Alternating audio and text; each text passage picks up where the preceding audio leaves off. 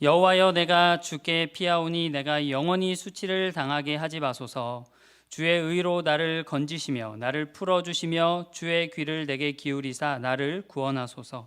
주는 내가 항상 피하여 숨을 바위가 되소서. 주께서 나를 구원하라 명령하셨으니 이는 주께서 나의 반석이시요 나의 요새이심이니이다. 나의 하나님이여, 나를 악인의 손 곧 불의한 자와 흉악한 자의 장중에서 피하게 하소서. 주 여호와여, 주는 나의 소망이시요 내가 어릴 때부터 신뢰한 이시라. 내가 모태에서부터 주를 의지하였으며 나의 어머니의 배에서부터 주께서 나를 택하셨사오니 나는 항상 주를 찬송하리이다. 나는 무리에게 이상한 징조같이 되었사오나 주는 나의 견고한 피난처시오니 주를 찬송함과 주께 영광 돌림이 종일토록 내 입에 가득하리이다. 늙을 때에 나를 버리지 마시며 내 힘이 쇠약할 때에 나를 떠나지 마소서. 내 원수들이 내게 대하여 말하여 내 영혼을 엿보는 자들이 서로 꾀하여 이르기를 하나님이 그를 버리셨은즉 따라잡으라, 건질 자가 없다 하오니 하나님이여, 나를 멀리하지 마소서. 나의 하나님이여, 속히 나를 도우소서. 내 영혼을 대적하는 자들이 수치와 멸망을 당하게 하시며 나를 모해하려 하는 자들에게 욕과 수욕이 덮이게 하소서. 나는 항상 소망을 품고 주를 더욱더욱 찬송하리이다.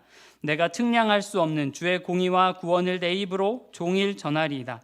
내가 주 여호와의 능하신 행적을 가지고 오겠사오며 주의 공의만 전하겠나이다. 하나님이여, 나를 어려서부터 교훈하셨으므로 내가 지금까지 주의 기이한 일들을 전하였나이다. 하나님이여, 내가 늙어 백발이 될 때에도 나를 버리지 마시며 내가 주의 힘을 후대에 전하고 주의 능력을 장래의 모든 사람에게 전하기까지 나를 버리지 마소서. 하나님이여, 주의 의가 또한 지극히 높으시니이다. 하나님이여, 주께서 큰 일을 행하셨사오니 누가 주와 같으리이까? 우리에게 여러 가지 심한 고난을 보이신 주께서 우리를 다시 살리시며 땅 깊은 곳에서 다시 이끌어 올리시리이다. 나를 더욱 창대하게 하시고 돌이키사 나를 위로하소서. 나의 하나님이여, 내가 또 비파로 주를 찬양하며 주의 성실을 찬양하리이다. 이스라엘의 거룩하신 주여, 내가 수금으로 주를 찬양하리이다. 내가 주를 찬양할 때에 나의 입술이 기뻐 외치며 주께서 속량하신 내 영혼이 즐거워하리이다. 나의 혀도 종일토록 주의 의를 작은 소리로 읊조리오리니 나를 모해하려 하던 자들이 수치와 무한을 당함이니이다. 아멘. 네, 오늘 설교 제목은요, 나이 드는 신자의 노래입니다. 네, 저보다 나이가 많으신 분들이 여기 대다수인데 나이 든다는 것에 대해서 설교를 하려다 보니 참 쑥스럽기도 하고 어색하기도 합니다. 근데 저도 나이 드는 것에 대한 고뇌가 있습니다. 지난주에 문득 제 나이를 좀 돌아봤는데요. 내일 모레면 벌써 40이더라고요. 예. 그래서 아니, 내가 벌써 이렇게 되다니. 그래서 30이 될 때도 참 깜짝 놀랐었는데 이제 곧 40입니다.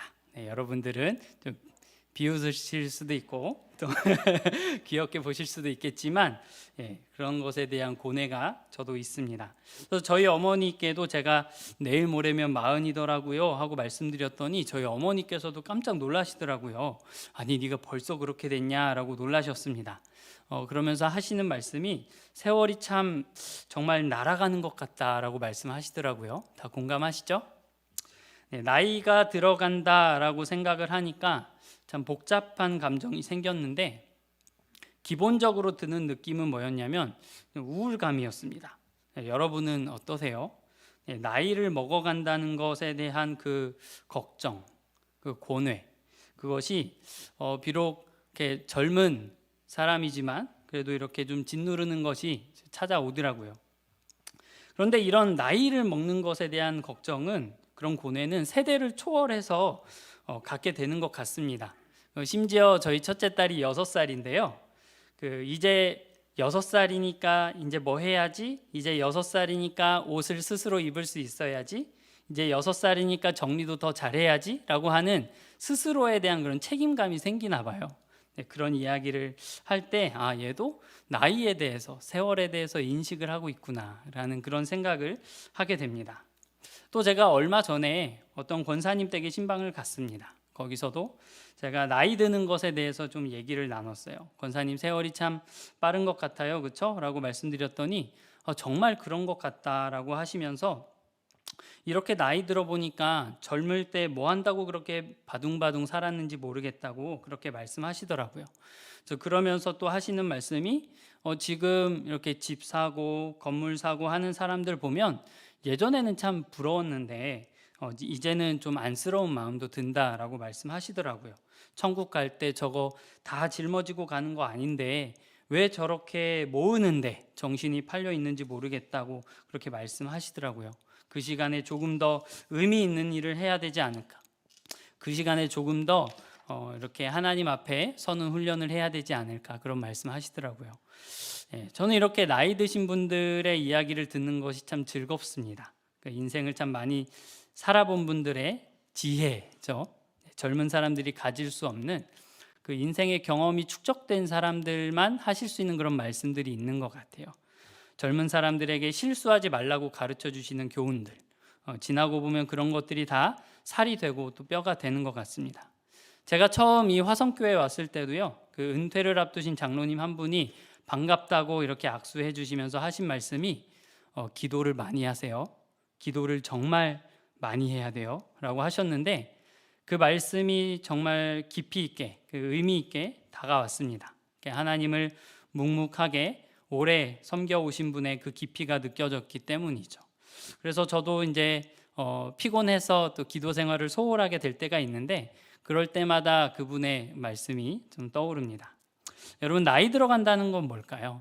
특히 신자로서 그리스도 안에서 나이 들어간다는 것은 무엇을 의미할까요?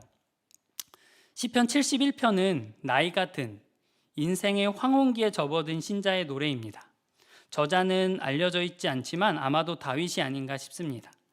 많은 학자들이 시편 70편부터 72편까지를 하나의 묶음으로 보는데요, 시편 70편은 다윗의 시로 알려져 있고, 또 72편은 마지막에 이새의 아들 다윗의 기도가 끝나니라 라고 끝납니다. 이런 것들을 보면 시편 71편도 다윗의 시로 보는 것이 자연스럽지 않나 라는 생각이 듭니다.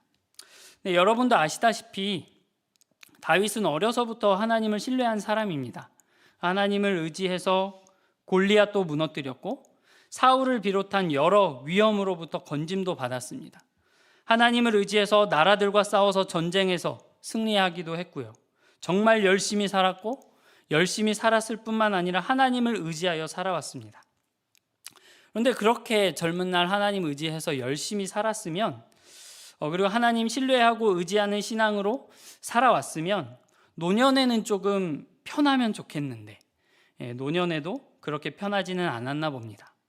오늘 시편을 살펴보면 여전히 악인과 불의한 자, 흉악한 자의 위협 가운데 놓여져 있고요, 또 원수들은 틈만 나면 시편의 그 저자를 공격하려고 합니다. 한번 볼까요? 4절에 보면 나의 하나님이여 나를 악인의 손 곧 불의한 자와 흉악한 자의 장중에서 피하게 하소서. 10절에 보면 내 원수들이 내게 대하여 말하며 내 영혼을 엿보는 자들이 서로 꾀하여 이르기를 하나님이 그를 버리셨은즉 따라잡으라 건질 자가 없다 하오니. 그리고 13절에도 보면 내 영혼을 대적하는 자들이 있다고 이야기를 합니다. 그럼 우리가 나이가 들면 그래도 어느 정도 관계도 정리되고 재산도 좀 쌓여서 걱정 없는 그런 편안한 날들을 살기를 원합니다.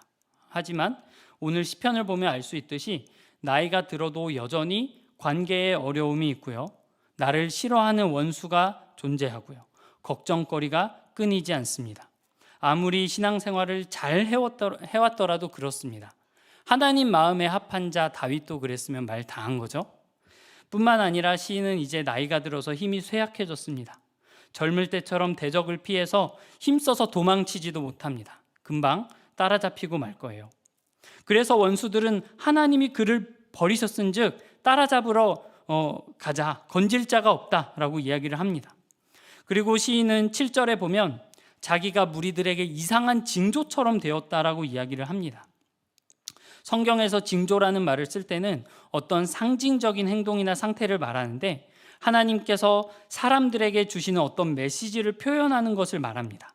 예를 들면 요즘 에스겔 성경 공부들 하시죠? 에스겔에 보면은 에스겔이 자기 수염과 머리털을 밀어서 이스라엘이 수치를 당할 것을 상징하는데요. 그런 것들을 이야기하는 거죠. 그래서 여기서 어떤 신학자는 시편 저자가 자기가 이상한 징조처럼 되었다라고 말하는 것을 긍정적인 의미로 해석하기도 해요. 여러 위험에서 건지신 하나님의 섭리를 말하는 거죠.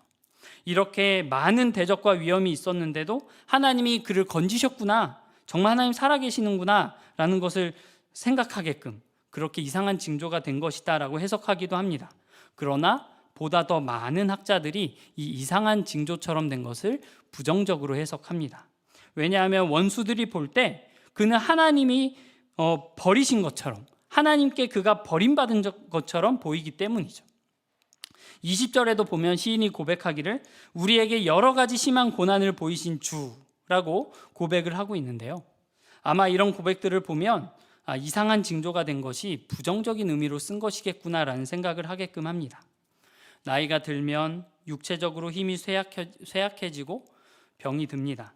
나이가 들어도 여전히 원수들이 있습니다. 그리고 어떤 상황에서는 사람들에게 이상한 징조처럼 보이기도 합니다. 여러분, 우리도 그럴 수 있습니다. 아니, 그럴 것입니다. 신앙생활 잘하면 축복받고, 여기서 말하는 축복은 이제 현세적인 축복을 말하는 거죠. 인생이 편안하고, 특히 이제 나이가 들수록 편안한 삶을 누렸으면 좋겠는데 그렇지 않다는 거죠. 여전히 관계에 어려움이 존재하고 힘은 점점 쇠약해져만 갑니다. 얼굴에는 주름이 더해가고 젊은 날의 그 매력은 사라지고 정신마저 쇠약해집니다. 해리 아이언사이드라는 목사님이 있는데요. 그 모든 것을 하나님의 영광을 위하여 하라라고 하는 책을 쓴 저자이기도 한 목사님입니다. 그분의 한 일화가 있는데요. 어느 날 그 자기가 돌보는 그 교구의 그 성도인데요. 90대의 한 경건한 노인이 기력이 다해갈 때 아이언사이드 목사님에게 도움을 청했습니다. 도움을 청한 이유는 이 연약한 날들 동안에, 그러니까 늙은 날 동안에 모든 것이 어두워지는 느낌이 들었기 때문이다라고 기록하고 있는데요. 이 노인은 지난 70여 년 동안의 주님을 알아왔습니다. 그러니까 20대의 주님을 만나서 신실하게 신앙생활을 해온 거죠. 그리고 많은 사람들을 주님의 이름으로 도우며 살아온 사람이라고 합니다. 그런 사람이 왜 이 연약한 날 동안에 어두워지는 느낌이 들었냐라고 물어보니까 뭐라고 했냐면, 이 연약한 날들 동안에 나의 젊은 날의 죄악들이 생각났고 그 생각들이 나를 짓누를 기세로 나를 둘러싸고 나를 비참하고 불쌍한 존재로 만들었기 때문이다 라고 대답을 했다고 해요. 그러니까 그 노인이 젊을 때 어떤 죄를 범했는지 우리는 알 수 없지만 그 노인은 그 죄들이 생각났고 마음에서 평안을 빼앗겨 버린 거죠. 그때 아이언사이드 목사님은 시편 25편 7절을 읽어줬는데요. 시편 25편도 다윗이 나이 들었을 때 드린 기도라고 알려져 있습니다. 여호와여, 내 젊은 시절의 죄와 허물을 기억하지 마시고 주의 인자하심을 따라 주께서 나를 기억하시되 주의 선하심으로 하옵소서. 이 경건한 노인은 이 말씀을 듣고 마음의 평안을 되찾았다고 합니다. 이렇게 나이가 들면 정신도 약해지는 것 같습니다. 아무리 경건하게 살아왔더라도 말이죠. 여러분, 그러면 나이 듦을 느끼는 신자는 무엇을 해야 될까요? 내가 나이 들어가는구나 라고 생각할 때 뭘 해야 될까요? 그리고 하나님 안에서 나이가 들어간다는 것은, 신자로서 나이가 들어간다는 것은 무슨 의미일까요? 또 한 가지, 젊은 사람들은 할 수 없는, 나이 든 신자만이 할 수 있는 것이 있다면 그것은 무엇일까요? 나이가 든다는 것이 그렇게 부정적인 것이기만 할까요? 나이가 들어간다는 것은 소망이 사라져간다는 것을 의미할까요? 이제 젊은 사람들에게 자리를 내주고 소리 없이 뒤로 물러나야 한다는 것을 의미할까요? 기운이 없어서 쇠약해져서 속절없이 원수들에게 당하고 넘겨지고 영혼은 피폐해질 수밖에 없다는 것을 의미할까요? 네, 아니겠죠. 그러면 무엇을 해야 할까요? 재작년, 3년 전이네요. 2018년에 순댓국집을 하던 사장님이 63세 시니어 모델로, 패션 모델로 데뷔해서 각종 SNS에서 각광을 받은 적이 있습니다. 아주 집중을 받았죠. 그렇게 우리가 할 수 있는 일을 찾아서 새로운 인생을 시작하는 것이 필요할까요? 네, 그것도 좋겠지만 오늘 본문에서 우리가 나이 들었을 때, 나이가 든다는 것을 내가 느낄 때 무엇을 해야 하는가, 어떤 의미인가, 그것이 그런 그 교훈을 한번 찾아봤으면 좋겠습니다. 네, 첫째로 우리가 나이 들어감을 느낄 때 우리는 더욱더 하나님을 신뢰해야 합니다. 네, 1절부터 3절까지 우리 같이 한번 읽어볼 텐데요.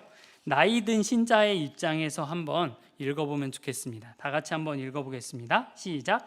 여호와여, 내가 주께 피하오니 내가 영원히 수치를 당하게 하지 마소서. 주의 의로 나를 건지시며 나를 풀어주시며 주의 귀를 내게 기울이사 나를 구원하소서. 주는 내가 항상 피하여 숨을 바위가 되소서. 주께서 나를 구원하라 명령하셨으니 이는 주께서 나의 반석이시요 나의 요새이심이니이다. 네, 아멘. 나이 든 신자의 마음이 느껴지시나요? 네, 나이가 들어갈수록 더욱더 하나님을 신뢰해야 된다는 말이 어쩌면 당연한 말처럼 느껴질 수도 있겠습니다. 하지만 저는 젊을 때에 하나님을 신뢰하는 것과 나이가 들어서 하나님을 신뢰하는 것에는 농도에 있어서 확연한 차이가 있다고 생각을 합니다. 젊었을 때, 아직 팔에 힘이 있을 때, 자기가 할 수 있는 것이 아직 있다고 생각할 때, 그리고 이제 내 팔이 약해졌고 내가 할 수 있는 것이라고는 하나님을 의지하는 것 말고는, 하나님을 피난처로 삼는 것 말고는 없다라고 느낄 때 하나님을 신뢰하는 것은 확연한 차이가 있다고 생각합니다. 이 3절에서 주는 내가 항상 피하여 숨을 바위가 되소서라고 했는데, 여러분 항상이라는 말의 무게가 느껴지시나요? 네, 여기서 항상이라는 말은 어느 때든지라는 말이죠. 그러니까 내가 늙어서도, 내가 힘이 없을 때에도, 내가 하나님 앞에 쓸모없는 존재처럼 느껴질 때에도, 나의 숨이 멎어가는 그 순간에도 내가 피하여 숨을 바위가 되어달라라고 하는 그런 기도죠. 여러분, 기독교는 돌을 닦는 종교가 아닙니다. 그렇죠? 세월이 갈수록 죄를 멀리하게 되고 세월이 갈수록 윤리적으로 탁월한 사람이 되는 것이 아닙니다. 물론 날이 갈수록 성령의 열매가 더 확연하게 드러날 수는 있죠.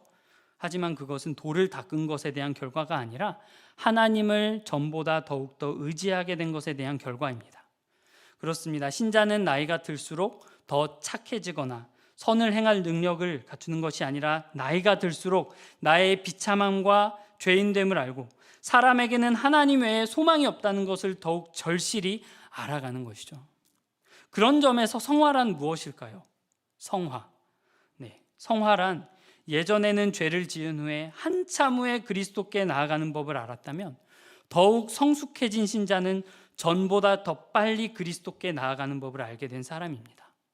성화란 하나님을 진실로 의지하지 않고서는 아무것도 이룰 수 없다는 것을 알고 더욱 절실하게 하나님을 의지하는 사람이죠. 오늘 시편의 시인이 얼마나 절실하게 하나님을 의지하는지 한번 보시겠습니까? 9절입니다. 늙을 때에 나를 버리지 마시며 내 힘이 쇠약할 때에 나를 떠나지 마소서. 18절입니다. 하나님이여, 내가 늙어 백발이 될 때에도 나를 버리지 마시며 내가 주의 힘을 후대에 전하고 주의 능력을 장래의 모든 사람에게 전하기까지 나를 버리지 마소서. 저는 이 대목, 하나님 나를 버리지 마소서라고 하는 이 대목을 읽을 때 좀 어색했습니다. 네, 왜냐하면 우리는 예정론을 알기 때문이죠. 시인이 왜 이런 기도를 했을까? 네, 다윗이 알미니안이었을까요? 예정론을 몰랐기 때문에 한번 구원하시기로 작정된 자는 영원히 버리지 않으신다는 하나님의 성품을, 그 진리를 알지 못했기 때문에 이렇게 기도한 걸까요? 네, 그렇지 않겠죠. 그만큼 간절한 겁니다. 하나님이 아니면 안 된다는 것을 알기 때문에, 하나님이 아니면 소망이 없다는 것을 알기 때문에 나를 버리지 말라라고 기도를 한 것이죠. 여러분, 우리가 이렇게 나이가 들어갈수록, 우리가 해가 거듭할수록 더욱더 하나님을 간절하게 의지할 수 있는 우리 모두가 되었으면 좋겠습니다.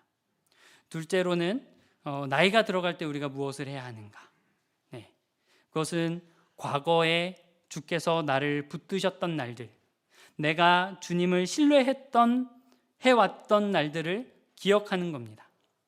그러니까 다 좋아하시는 찬양이죠. 주님 나와 동행을 하면서 나를 친구 삼으셨네. 우리 서로 나눈 그 기쁨을 알 사람이 없도다 라고 할 수 있는, 그런 고백을 할 수 있는 그런 날들을 기억하는 겁니다. 본문을 보겠습니다. 5절입니다. 주 여호와여, 주는 나의 소망이시요 내가 어릴 때부터 신뢰한 이시라. 6절입니다. 내가 모태에서부터 주를 의지하였으며 나의 어머니의 배에서부터 주께서 나를 택하셨사오니 나는 항상 주를 찬송하리이다. 17절입니다. 하나님이여 나를 어려서부터 교훈하셨으므로 내가 지금까지 주의 기이한 일들을 전하였나이다. 하나님이 지금까지 나를 어떻게 인도해 오셨는지, 나를 어떻게 붙들어 오셨는지, 수많은 삶의 어려움 속에서 나를 어떻게 건져 오셨는지를 기억하는 거죠. 예수님, 내가 처음 만난 그날, 처음 믿고 뜨겁게 예수 그리스도께 사랑을 고백했던 그 날들, 오랜 기도에 응답하셔서 내 마음에 기쁨을 주셨던 날들, 속상한 일이 많아도 하나님께 나아갈 때마다 나에게 평안을 주셨던 그 많은 날들, 내가 실수했지만, 내가 죄를 지었지만 다시 나에게 두 팔 벌려 나를 안아주신 그런 날들을 기억하는 겁니다. 그렇게 실제로 삶에서 내가 경험한 것도 기억할 뿐만 아니라 또 뭐도 기억해야 되죠? 성경에 기록된 주께서 나를 위해 하신 일들을 기억해야 합니다. 주 예수께서 나를 위해 행하신 모든 일들을 기억하는 거죠. 나를 태초 이전부터 계획하셨고 2000년 전에 이 땅에 사람의 몸을 입고 오셔서 나를 위해 고초당하시고 십자가 지심으로써 나를 향한 사랑을 확증하신 그런 일들을 기억하는 겁니다. 시인은 과거에 하나님과 함께 했던 날들을 바탕으로 주님께서 나에게 행하신 일, 즉 모태에서부터 주께서 붙드시고 택하셨던 것을 바탕으로 하나님을 이해하고 있는 거죠. 그것을 바탕으로 하나님을 알고 있는 것이고 그 지식을 바탕으로 현재, 지금 힘을 얻어서 하나님께 나아가고 있는 것입니다. 지금 나에게 벌어지고 있는 일, 힘이 쇠약해지고 병들고 하나님께 버림받은 것처럼 보이는 현실을 바탕으로 하나님을 이해하는 것이 아니라 과거에 하나님께서 나에게 행하신 일, 내가 하나님을 의지했던 일, 하나님께서 젊은 날 나에게 주셨던 교훈을 바탕으로 하나님을 바라보고 있는 것입니다. 여러분, 이런 점에서 우리가 어린아이들을 또 젊은 사람들을 예수 그리스도께로 인도하는 것이 너무나 중요하겠죠. 어떤 사람들은 인생 늙음하게 예수님 만나서 뜨겁게 하나님 사랑하게 되기도 하지만 대부분의 경우에는 오늘 시편의 저자처럼 어릴 때부터 하나님과 동행하고 하나님을 의지해 온 것이 신앙의 양분이 되어서 나이 들었을 때 더욱더 하나님을 의지하는 그런 경우가 일반적이기 때문입니다. 이것이 이제 나이가 들어갈 때 해야 할 마지막 세 번째로 이어집니다. 마지막으로 우리가 나이가 들어감을 느낄수록 뭘 해야 될까요? 우리는 나이 들어가는 자의 사명에 충실해야 됩니다. 충성해야 되죠. 그 사명은 무엇일까요? 후대에 주의 힘을 전하는 것이고 주의 능력을 장래의 모든 사람에게 전하는 것입니다. 9절과 18절을 읽어보겠습니다. 먼저 9절입니다. 늙을 때에 나를 버리지 마시며 내 힘이 쇠약할 때에 나를 떠나지 마소서. 18절입니다. 하나님이여 내가 늙어 백발이 될 때에도 나를 버리지 마시며 내가 주의 힘을 후대에 전하고 주의 능력을 장래의 모든 사람에게 전하기까지 나를 버리지 마소서. 9절과 18절 사이에는 어떤 변화가 있었을까요? 어떤 생각의 변화, 어떤 생각의 발전이 있었을까요? 9절에서는 내 힘이 쇠약해지는 것에 집중되어 있었습니다. 하나님, 나를 버리지 말아주세요. 내 힘이 쇠약할 때 나를 떠나지 말아주세요. 근데 이제 18절에 보면 사명에 집중이 되어 있습니다. 늙어가는 것은 동일하게 느끼고 있지만 자신의 나이 듦을 생각하며 기도하다 보니 사명을 발견하게 된 것일까요? 내가 늙어 백발이 될 때에도 나를 버리지 마시며 내가 주의 힘을 후대에 전하고 주의 능력을 장래의 모든 사람에게 전하기까지 나를 버리지 마소서. 기도하다 보니까 알게 된 것 같습니다. 내가 할 수 있는 일이 있구나. 내가 해야만 하는 일이 있구나. 그것은 내가 살아오면서 경험했던 주의 힘을, 주의 능력을 후대에 전하는 것이겠구나. 인생을 돌아보니 하나님이 정말로 계시고 하나님이 정말로 일하고 계시며 성경이 말하는 대로 일하시는 분이시구나. 하나님은 정말 신실하신 분이시구나. 이것을 후대에 전해야겠다. 내 힘은 점점 쇠약해지지만 어제나 오늘이나 영원토록 변함없으신 주님의 능력을 후대에 전해야겠구나. 그런 생각을 하게 된 것 같습니다. 여러분, 이것이 나이 들어가는 신자만이 할 수 있는 일이 아닌가 싶습니다. 조금 더 하나님을 경험한 사람, 조금 더 하나님을 신뢰해 본 사람, 그렇기에 후대에 내가 경험하고 이해하는 주의 능력을, 주의 힘을 전할 수 있는 것이 아닐까요? 여러분, 그래서 저는 하나님 안에서 신자로서 나이 들어간다는 것은 이런 것을 의미한다고 생각합니다. 부정적이지만은 않죠. 오히려 좋은 거라고 생각합니다. 그것은 경건한 어른이 되어가는 것입니다. 성숙한 신자는 전 생애에 걸쳐서 하나님을 지속적으로 신뢰해 온 사람입니다. 위기의 때마다 주께 꾸준히 기도함으로써 주의 구원을 기다려온 사람, 기쁠 때 찬양하고 고난의 때에 기도해온 인생의 모든 과정이 쌓이고 쌓여서 성숙하고 경건한 어른이 만들어지는 것이 아닐까 생각해 봅니다. 어느 공동체든지 그런 경건한 어른이 계시면 그 무리는 안정을 느끼죠. 네. 광주의 베샬롬 교회라고 하는 교회에 김형익 목사님이라는 분이 경건한 어른이라는 단어를 이렇게 설명합니다. 제가 참 좋아하는 말인데요. 여러분에게 소개해드리고 싶습니다. 당신은 인생의 어려운 문제를 만났을 때 혹은 신앙적 고민이 있을 때 찾아갈 수 있는 어른이 있는가? 내가 말하는 어른은 목사나 장로 같은 직분을 말하는 것이 아니고 나이가 지긋한 분을 말하는 것도 아니다. 내가 말하는 경건한 어른은 그가 가진 재능이나 업적이 아니라 그의 경건한 영향력을 인정하기 때문에 어른으로 바라볼 수 있는 사람이다. 나는 경건한 어른이 그립다. 하나님을 정말 아는 사람, 상한 심령으로 하나님께 나아갈 줄 아는 사람, 자기 자신보다 그리스도께 푹 빠지는 법을 아는 사람, 자아를 찾는 것보다 그리스도를 아는 것에 더 관심을 두는 사람, 거룩함에서 자라가는 사람, 사람들에게 열심과 뜨거움의 인상을 주려고 애쓰지 않는 사람, 자신의 내면과 사람들 앞에서의 모습의 차이를 깨뜨리고 정직하게 자기 자신이 될 수 있는 사람, 얄팍한 프로그램이나 어떤 행사로 자기를 드러내지 않는 사람, 행동으로만이 아니라 존재감으로 주님을 향한 마음을 느끼게 해주는 사람. 그는 인생에서 그리고 심지어 교회에서도 이리 치이고 저리 치이면서 한 번도 그리스도의 모습을 생각조차 할 수 없었던 사람들에게 경건한 영향력으로 다가오는 사람, 이런 사람이 제가 말하는 경건한 어른입니다.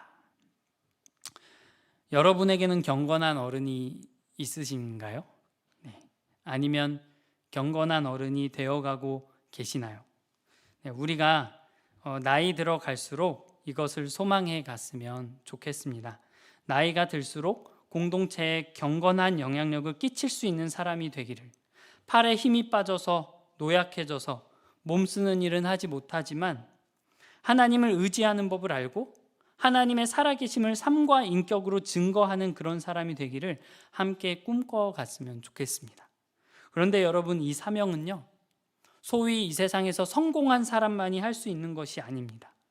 돈이 좀 있고 재산을 모아서 떵떵거리는 사람만이 할 수 있는 것이 아닙니다. 어떤 교회를 보면 돈이 어느 정도 있어야 장로가 될 수 있고 또 돈이 어느 정도 있어야 권사가 될 수 있더라고요. 네. 그것은 현세적인 복을 신앙의 복이라고 착각하는 데서 비롯되는 것이 아닐까 생각합니다. 또는 가난한 것이 하나님의 저주라고 생각하는, 신앙생활을 잘못했으니까 가난한 거지 라고 생각하는 그런 잘못 때문일 겁니다. 여러분, 오늘 시편을 보십시오. 이 시인은요, 어떻게 되었냐면 무리에게 이상한 징조처럼 되었다고 합니다. 네. 저 사람 하나님 잘못 섬겨서 저렇게 된 거 아니야? 라고 생각될 정도로 이상한 징조가 되었습니다. 그런데도 그는 한결같이 끈질기게 하나님을 찬양합니다. 내가 하나님을 찬양하겠습니다. 내가 후대에 이것을 전하겠습니다. 내가 영원토록 하나님을 찬양하겠습니다라고 이야기하고 있습니다. 그리고 어떻게 했었는지 내가 이상한 징조처럼 되었지만, 그래서 사람들이 나를 인정해 주지 않을지 모르겠지만 그럼에도 불구하고 나는 내 인생에, 내 삶에 행하신 주의 능력을 전하겠다라고 이야기합니다. 어떻게 해서든 후대에 주의 힘을 증거하려고 하는 것이죠. 여러분, 경건한 어른이 된다는 것은 외적인 품격을 갖추는 것을 의미하지 않습니다. 경건한 어른이 된다는 것은 내면의 힘, 내면의 신앙을 갖추는 것이죠. 정말로 하나님 의지하는 것이 무엇인지를 알아가는 그런 사람인 것이죠. 이제 마지막으로 오늘 설교 제목을 제가 나이 드는 신자의 노래라고 지었는데, 여러분 우리 모두 나이가 들어가는 사람 아니겠습니까? 네, 여기에 나이 안 드는 사람 아무도 없죠? 그래서 시편 71편을 우리의 노래로 만들기 위해서 우리가 예수 그리스도를 바라보자라고 하는 말씀을 드리면서 오늘 설교를 마치려고 합니다. 제가 이렇게 저렇게 설명하는 것보다 크리스토퍼 애쉬라는 분이 이 시편을 이제 그리스도와 연결하면서 했던 말이 있는데, 그 말을 소개하면서 설교를 마치려고 합니다.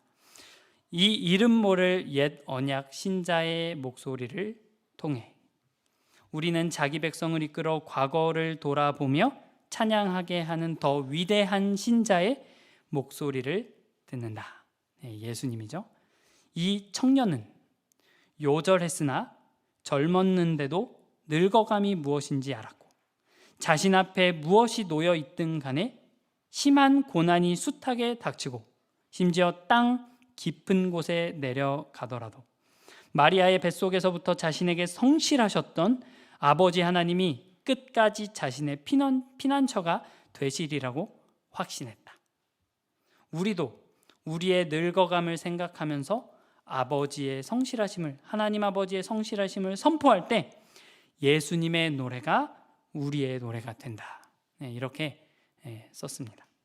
여러분, 예수 그리스도께서는 심한 고난이 숱하게 닥치고 심지어 땅 깊은 곳에 내려가더라도, 그러니까 십자가 고난을 당하시고 무덤에 들어가셔서도 언제나 당신께 성실하셨던 하나님 아버지를 의지하셨습니다.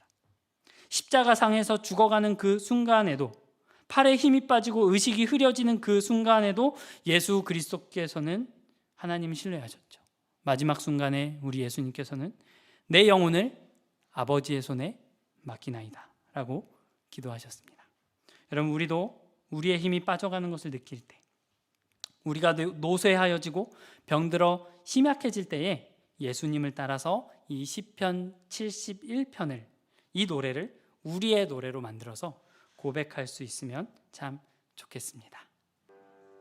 참 사랑의 하나님 아버지, 감사합니다. 하나님, 영원히 주는 우리의 피난처가 되십니다. 항상 우리가 주를 신뢰하기를 원합니다. 하나님, 우리가 나이 들어감을 느낄 때에 더욱더 하나님을 신뢰하게 하여 주옵소서. 하나님, 정말 하나님 의지하는 법을 더 깊이 깨달아서 하나님 그것을 후대에 전하는 경건한 어른들이 다 될 수 있도록 하나님 인도하여 주시고, 하나님 우리 젊은 사람들, 하나님 우리 어린아이들, 예수 그리스도와 함께 더불어 하나님 젊은 날부터, 어릴 때부터 신뢰하며 살아와서 하나님 그들도 훗날에 이 공동체의 한국교회의 경건한 어른들이 될 수 있도록 도와주시옵소서. 이를 위해서 화성교회를 귀하게 사용하여 주시옵소서. 하나님 아버지, 미얀마를 위해서 기도하오니 하나님 더 이상의 희생자가 나오지 않게 하시고 주께서 공의로 다스려 주셔서 하나님 빨리 그 사회가 안정되게 하시며 또 그 사회에 미얀마의 복음이 편만하게 전해질 수 있도록 역사하여 주시옵소서. 감사드리며 예수 그리스도의 이름으로 기도하옵나이다. 아멘.